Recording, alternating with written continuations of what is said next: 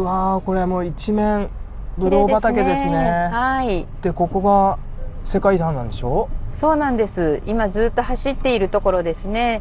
世界遺産ユネスコの、世界遺産、無形文化遺産に2015年の7月に登録されたんですけれども、10年以上の長い登録のための運動がようやく実ってですね、その時の運動の推進委員会の委員長をしていたのがオーベル・ドゥ・ビレーヌさんっておっしゃって、先ほどのロマネ・コンティの共同所有者のお一人なんですけれども、はい、もう80代のおじいさんです。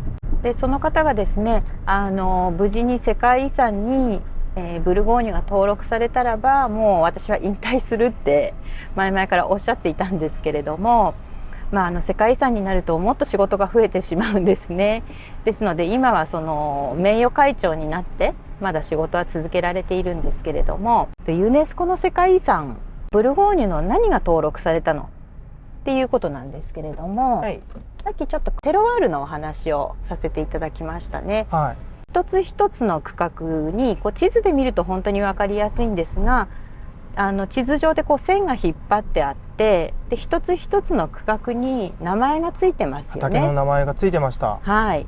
それは一つ一つテロワールが違う、土壌とか気候条件が違うから名前が違うんですけれども、はい、その一つ一つをクリマっていうふうにブルゴーニュでは呼んでます。フランス語で一般的にクリマっていうと天候とか天候ですよね。気候のことですよね。そうですよね、想像されるのはね、空を見上げる方が多いんですけれども、ブルゴーニュの人はクリマっていうと足元を見るんですね。下を見ろと、上じゃないぞと。はい、このクリマがですね、ブルゴーニュでは、本当に1メートル隣の畑でも全く違う土壌があって、全く違うクリマがあって、でそれがワインの味わいになるとより顕著に違いが現れるっていうことで、これは世界中の他のどの地域にもない現象なんですね。ちょっと土が違うだけで全然味が違ってくる、ね。ユネスコ世界遺産に指定されているクリマが、ブルゴーニュ全体で1247のクリマが指定されてるんですけど、さっき地図で見ていただいたような一区画一区画ごとの名前ですね。これが1247って考えてください。1247、はい、とても細かく分かれているんです。でそういうようなものはここ以外にないぞっていうことですか？そうなんですね。どこを探してもやっぱりこれだけ細かく違いがワインの味わいに出てくるっていう場所はないですし、それからこれは先祖代々からの長い積み重ねの結果でもあるんですね。つまりどういうことかというと、先ほどお話ししたように修道院がブドウ畑を作り始めましたよね。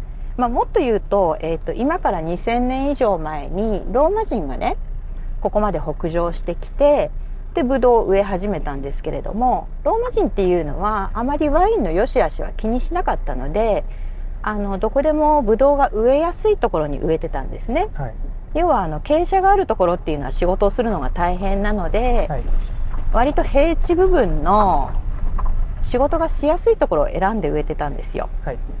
でそれがですね、修道士の時代12世紀になってくると、やっぱり平地に植えるよりはちょっと斜面の傾斜のあるところに植えた方がワインの味わいが格段に良くなるっていうことを彼らは発見したんですね。ワイン作りっていうのはもともと神様に捧げるため、ミサの時に捧げるためのワインを作っていたので、やっぱりより良いものを作りたいじゃないですか。それでより良い畑をどんどん探していったっていうのがクリマっていう概念の始まりなんですね。修道士たちはより良い畑を見つけた時に石の塀で囲って、で十字架を立てて自分たちの畑っていうのを守ってきたんですね。でこれがもっと後の時代になって、修道士たちがいなくなって、で民間の企業が畑を所有するようになってから、改めてフランスのワインの法律っていうのが作られたんです。AOC 法って俗に言いますけれども、1936年に改めて法律が制定されたんですね。どこの区画がグランクリュ、どこの区画がプルミエクリュ、そしてなんていう名前っていうのが全部法律で決まったんですけれども、はい、12世紀からの長い歴史がつながってきて、で今の私たちのグランクリュ、プルミエクリュって呼ばれる畑が結果今法律では決まってるんですけど、土台の部分、基礎を作ったのは修道士たちなんですよね。その長い歴史を含んだ、はい、そしてそのとても得意なはい土壌を評価して世界遺産になったということですか？そうなんです。それが評価されたんですね。ちょうどいいところに遭遇しました。よかったです。見えますか？何ですか？何でしょう馬がいるんですけれども、ちょっと止めてみますか？ここ馬が映るように止めます。いいよ。なんで馬がいるんですか？あんまり近寄るとびっくりしちゃうね。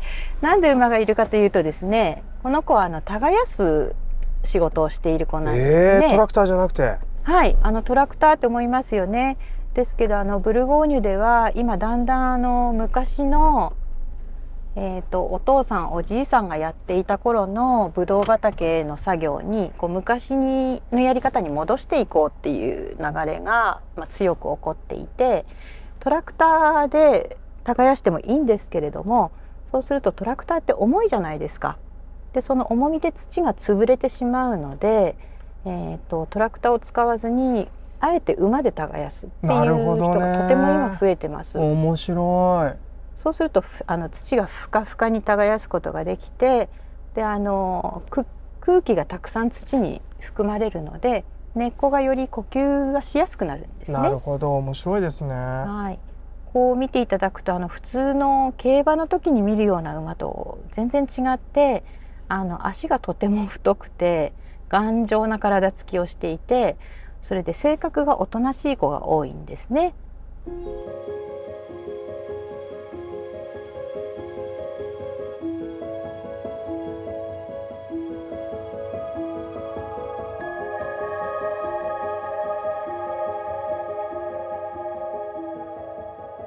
毎度フランスガイド中村です。今ね、私たちの後ろに広大なブドウ畑が映っていると思うんですけども、あるねブルゴーニュ地方のブドウ畑に今私たちいるんですね。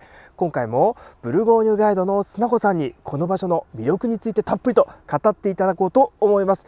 砂子さん、どうぞよろしくお願いします。はい、今回もありがとうございます。今回もよろしくお願いしますということで、見てください、これすごい光景が広がってますよ。何ですかこれは？はい、今ですね、私たちが立っているところはですね、シャンボールミジニー村の、レザムルーズっていう名前のプルミエクリュです。プルミエクリュ、一級畑。一級畑ですね。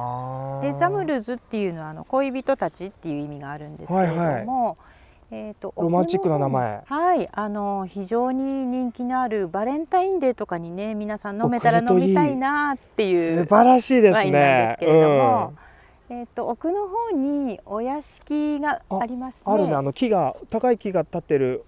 そうです、そうです。はい、木の根元のところに泉が湧いているんですけれども、この泉に昔恋人たちが集まってきて、でここで戯れていたっていう。戯れていた場所すごいところにおりますけども、そうなんですね。ちょっとこのぶどう畑広がってるんで、またここをちょっと歩きながらいろんなお話聞かせてください。そうですね。ぶどうを見て土を見ながら歩いていきましょう。ぶどうと土を見ながら行きますよ。それでは皆さんオニバということで行きましょう。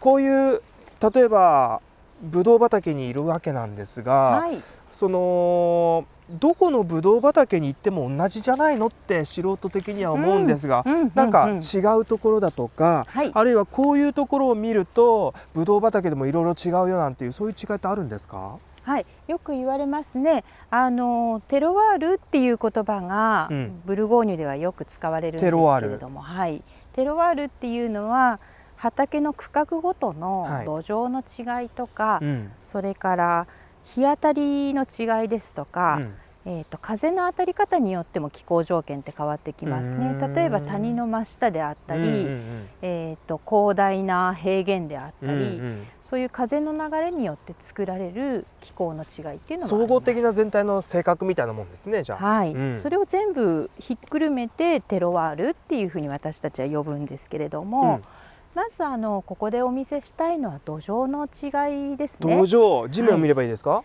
はい、ちょっとじゃあ足元に目を移していただくと、どうでしょう、何が見えますか？雑草とかが見えて、あと石がいっぱい転がってますよね。そうですね、ブルゴーニュの土壌は、粘土石灰岩ってよく言われます。こういうやつ？そうですね、この白っぽい石が一つ一つが石灰岩なんですけど、よく見ていただくとこう今ね、中村さんが持っていただいているのはちょっと白っぽいですよね。白っぽい。でも地面をよく見ていただくと、少しピンクっぽい石灰岩あったよ、ほらありますね。で場所によってはオレンジ色っぽい石灰岩があったりもします。若干石灰岩といっても、少しずつ村によって色合いが違ってくるんですね。なるほどね。で粘土質石灰岩ということで、ここは結構石が転がってるんで石灰度は結構高めとかそういう話ですか？高いです。はい。くるっと振り返っていただくとですね、石の大きな壁みたいなのが崖になってますよ、ここ。はい、見えますか？ちょうど今私たちが立っているところがプルミエクリュの、プチブージョって呼ばれるプルミエクリュなんですけれども、一級畑ですね。一級畑、ここも。で崖の上ですね、畑があるんですよ。あそこはミュジニーグランクリュ特級畑です。この上は特級になってんだ。はい。なるほど。こんなに道路一本隔てて、そうなんですよね。階級が変わると。本当に隣同士なんですけど、この崖がポイントでですね、崖にこうアップしていただくと、アップできるんでしょうか？さあこの辺はね、イメージクリエイターのコウさんの腕がかかってますよ。根っこまでは見えないんですけれども、ブドウの根っこってね、この石灰岩の割れ目を一生懸命やっぱり地下水を求めて下へ下へ伸びていくんですね。なので浅いところで7、8メートル、深いと本当に15メートルでも20メートルでも細く長く伸びるって言われているんです。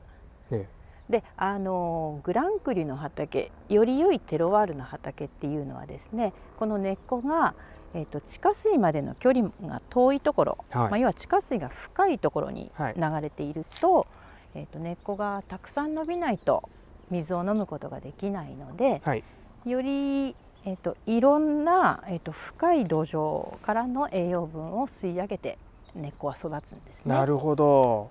ということは上のミュジニーでしたっけ？はい、ミュジニーの特級畑のブドウたちは、今見えてるような非常に硬そうな地面の中を自分の力で掘り下げながら水を探しに行ってると。そうなんです、そうなんです。力強い人たちですね。人ではないですが、ブドウたちですね。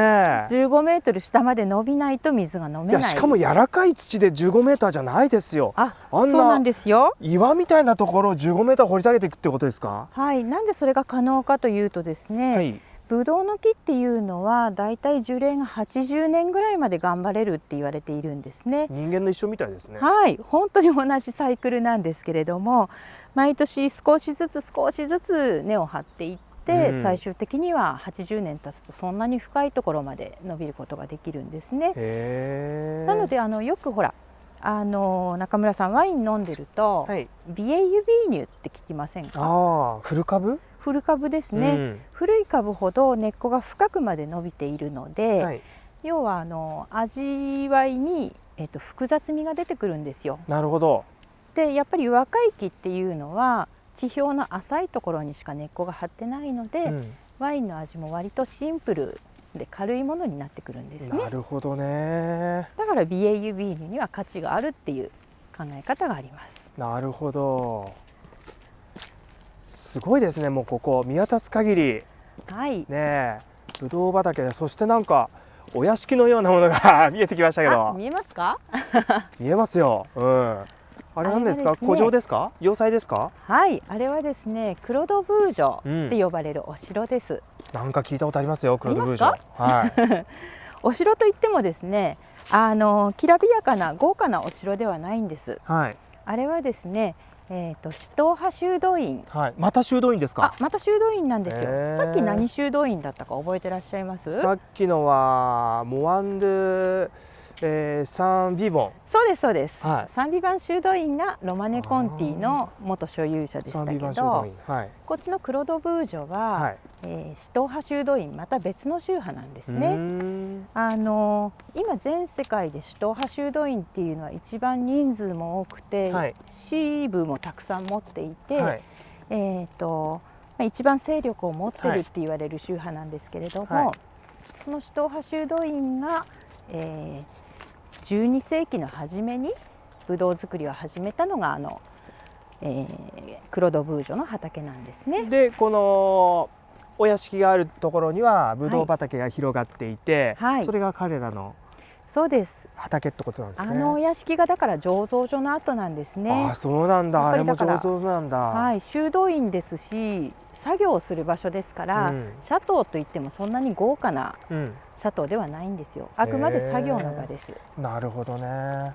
でこの今私たちがいるところはその隣にある畑で、はい、まだブドウ残ってるんですよね。そうですね、せっかくですからじゃあちょっと何でしょう、つまんでみますか。つまんでいいんでしょうか、これは。はい、なんでここに今ブドウがね残っているかというとですね、今から1ヶ月半ぐらい前に収穫が終わったんですけれども、その時には先端の方についているブドウっていうのはまだ青かったんですよね。このね先端の上の方ね。はい。本当はだからこういう下の方にできるわけだよね。そうです。ここについてたブドウを取ったんですね。全部こうやって切れてるもん、下の方のやつは取ったんだね。ここにね。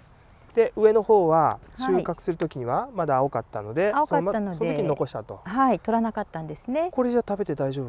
はい、もうね秋が深まってだいぶしわしわに水分が抜けてきたので、ちょっとプリプリしていて、ちょっとプリプリしてラムレーズンみたいになってるんですけど、綺麗なの選んでください。綺麗なの選びました。みずみずしくてできれば色が黒い方が熟してると思います。いや黒いとこ選びましたよ。食べて大丈夫？はい、じゃあちょっと私つまんでみてください。いただきます。はい。算定。どうですか中村さん。甘い。甘いですか？美味しいよ。これでも、これで美味しいワインできると思います？できるんじゃないですか？ね、思うでしょ？でもね、種をね、種出ますかね？種出た。種見ていただくと、まあだいぶ茶色くなってはいるんですけど、まだちょっと青みがかってる。口から出して汚ねえよっていう感じもしますけど。ありますね。緑になってる。はい、これがねブドウが本当に熟してるかどうかを見分けるポイントなんですけど、甘いかどうかじゃないんだ。はい、赤ワインをね作る時っていうのは、もう皮ごと実ごと種ごと全部タンクに漬け込むんですよね。なので種が青いと、その青みが出てしまって、ちょっと苦いワインになります。じゃあこれ完全に熟すとこの緑の部分消えて完全に茶色になる。茶色になりますね。じゃあ甘いだけじゃなくてマロン色っていうんですかね。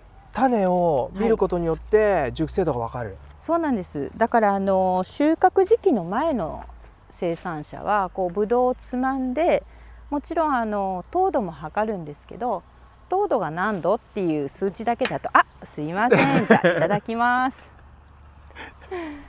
糖度だけでは測りきれないこう人間の舌で味わった感覚っていうのもとても大事にされてるんですね。なるほどね。で種までガリガリかじって、で種が茶色くなってて苦くなければ OK です。種かじるんだ。かじります実際。そうなんだ。はい、苦くないっていうのが大事です。もう一回食べ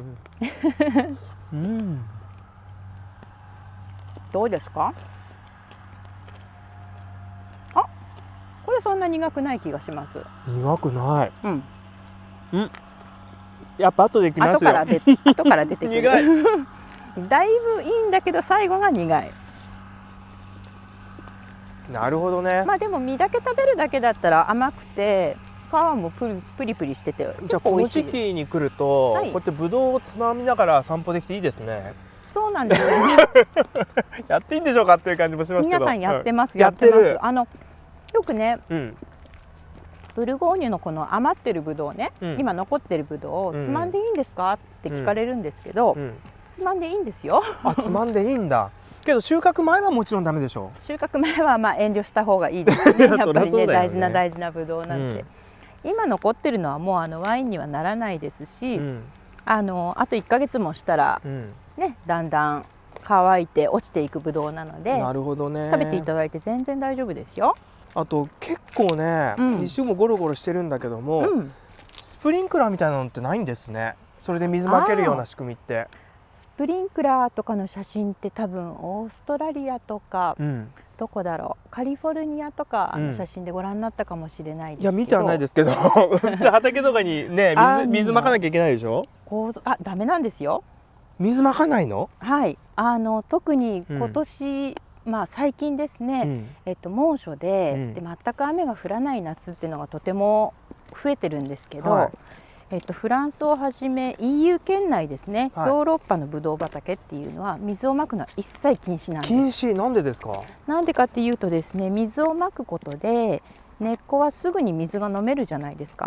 そうすると根っこが深くまで張らないんですよね。今みたいな崖のところ、15メーター、ね、頑張って伸ばしてくれなくなっちゃうと。そうなんです。浅いところで楽をしてしまうと結局ワインの味わいが複雑味が出てこないので、テロワールの味が出ないので。なるほど。じゃあもうテロワールの味っていうのはそのブドウが本当に生きるためにそのもがいた後。そうなんです。はい。苦労、その痕跡を私たちは飲んでると。苦労すればするほどいいワインができるっていう。なるほど。ここ大きな門の前に来ましたけど、これは何ですか？ここですね。シャトー・ド・クロドブージョに入っていく、正面の門なんですけど。先ほどの。はい。修道院の上場施設ですね。できたのいつだかご存知ですか？1107年ですよ。12世紀？はい。今から初め。900年前になりますね。900年以上ですね。で黒っていうのはそのクロチューっていうフランス語の囲いって意味なんだけども、まさにこの中が囲いになってるわけだ。ぐるっと見えますか？一周。ずっと壁が続いてますよね。壁になってるね。だからこれが黒の中ってことね。そうです。ブジョっていうのは何ですか？ブジョっていうのはブジョ村っていうのがこの下に見える村なんですけれども、だからブジョ村にある囲ってあるところなんでクロドブージョですね。ブージョ村っていうのはでもとても小さくて、ドメーヌも確か4軒5軒しかないと思うんですけれども、ほとんどの畑がこのクロドブージョの 50.5 ヘクタールなんですよね。私たちがさっき歩いてきた一級畑がちょこちょこっとあって、村名の畑もちょこちょこっとあって、でも大部分がこのグランクリュなんです。じゃあここは修道院の人たちが持っていた広大な畑。そうなんです。じゃあここで修道士たちは働いていた？はい、今から900年前に当時やっぱり首都派修道院っていうのは、350人の修道士たちがこの畑の中で働いて、350人がここで働いてた、それだけ人数が必要ですよね。トラクターも何の機械もない時代で全て手作業だったので。けど当時の修道士って、はっきり言って知識人ですよね。文献とかを読める人たちだったし、だから農作業をしている単なる農民というよりもほぼ農業エンジニアに近かったかもしれませんね。なるほど、そうですね。たくさんだから記録も残っていますし、その品質を追求するっていうことを始めたのは修道士たちだったんですね。やっぱね、彼ら文字とか書けるから文献読んでるし、だから記録をつけて、でここの場所には何年にこんぐらい美味しいブドウが取れてこんなにワインができたっていうね、こんなワインができた、そのデータの蓄積でどんどん、その蓄積はすごかったんですよ。12世紀から始まって、結局修道士たちが追い払われたのがフランス革命でしたので、18世紀の終わり、1789年ですよね。もうだから本当に長い間記録をどんどん積み重ねることで、品質の向上を図ってきたんですね。なるほどね。そしてそれが現在のブドウの生産につながっているってことですね。はい、その通りですね。素晴らしいですね。まさに歴史と伝統の上にあると、はい、いう感じですけど。それがブルゴーニュの今ワインを作っている人たちの誇りでもあるかもしれないですね。なるほど。いやすごいとこにいますよ。はい、シャトーに近づいてきました。シャトーと呼んでるんですか？はい、私たちはシャトーと呼んでますけれども、実際には修道士たちの醸造所の後で、ただシャンデリアが見えますよね、上の階。確かに見えるんでしょうか、カメラで。はい、内装はね、シャトーらしくしてあるんですけど、なぜかというとですね、ここのシャトーも、20世紀の初めには、戦争によってかなり被害を受けて、でボロボロの状態だったんですけれども、1930年代にブルゴーニュワイン騎士団っていう団体が立ち上がるんですね。で彼らは当時本当に美味しくなくてもう全く売れなかったブルゴーニュワインを全世界にプロモーションしていくための目標を掲げてで立ち上げられた団体で、実際戦後の1949年にここのシャトーを騎士団が購入してるんですね。じゃあ騎士団の今は持ち物。そうなんです。今でもここでワイン作ってるんですか？今ここではもう作っていないです。なんでかというとですね、フランス革命で修道士たちが追い払われて、でこの畑も国に没収されてしまいましたね。でその後国が民間に払い下げをしたんですけれども、その時に最初はボーヌのネゴシアンが数社でこう分割して、1人で 50.5 ヘクタールを購入することができる人はいなかったんですよね。なので何社かでこう分割して購入したんですけど、それが1815年の話です。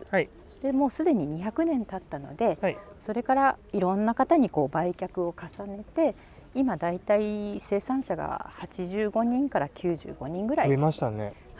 この広い中にたくさん生産者がいるんですよ。なので、彼らはそれぞれの区画でそれぞれ自分のワインを作っているので、ここのシャトーではワインは作っていないです。なるほどね。かつてはここの全部で採れたものをここで作ってたけど、今は分割されてそれぞれの畑の所有者がそれぞれの場所で作ってるから、もうここは使ってないということですね。そうなんです。なるほど、そういうことなんですね。現在ここは何になってるんですか？今ここはですね、ワインミュージアムみたいになってるんですよ。博物館になってんだ。中に入るとですね、シャトー自体が建てられたのは15世紀なんですけれども、当時修道士たちが使っていた木製の大きなプレス機ですね、ブドウを潰すための機械、4台残ってます。1台あたりもう6トンぐらいあるって聞いたんですけれども、非常に重いのでここで組まれてもう一歩も動かしていない圧搾機です。歴史のあるものだ。なるほど。じゃあぜひね、こんなところに来たら中を見てみるのも面白いかもしれませんね。ちょっとお時間取っていただければより、訪問の内容が深まると思います。なるほど。いや素晴らしい、今回も案内ありがとうございました。はい、ありがとうございます。ということで、須名子さんはブルゴーニュを専門にブルゴーニュ県も案内されてるんですか？そうですね、ありがとうございます。私は運転が得意なので、運転が好き。フランス語が通じるところでしたらどこでもお連れします。いろんなところの連れてってこういうワインの話なんかをしていただける。そうですね。ワインっていうのはやっぱり世界共通なので、アルザス、シャンパーニュなんかのご依頼が多いですけれども、ローヌ地方ですとか、ボジョレーなんかも私は個人的におすすめなので、ブルゴーニュの下の方、ぜひお連れしたいんですけれども。なるほどね。こんな須名子さんにぜひガイド頼みたいという方は、私たちの、動画の説明欄、概要欄のところにリンクなんかを貼っておきますので、ぜひ直接ご連絡しても大丈夫なんですか？はい、ありがたいです。ぜひどしどしご連絡いただければご相談乗らせていただきたいと思います。須名子さんにね、ぜひ、案内してもらいながらこういうねブルゴーニュの魅力堪能されてはいかがでしょうか。ということで今回もありがとうございました。素晴らしいね風景を堪能できました。そうですね、いいお散歩でした。素晴らしかったです。ありがとうございます。それではまたアビアントでお別れしましょう。はい。トワドゥアンアビアント。ありがとうございました。